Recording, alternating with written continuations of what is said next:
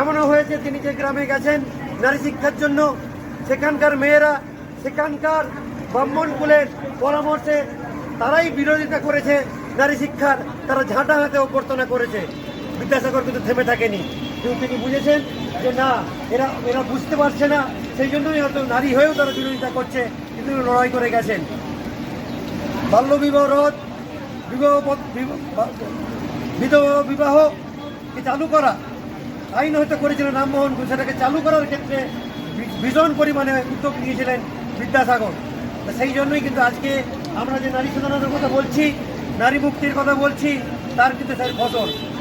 সেই জায়গা থেকে আজকে কি দেখছি আমরা? আজকে দেখছি এখানে নারীর কোনো স্বাধীনতা নেই, নারীর উপর অত্যাচার হচ্ছে। আমরা কিন্তু অনেকেই মুখ বুঝে আছি, তার নিদান দিচ্ছি নারীরা ঘর থেকে বেরোবে কেন। এটা শুধু আজকের এই ঘটনার পরে নয়, এর আগে আমরা দেখেছি কোনো একটা বিশেষ রাজনীতিক দলের তার যে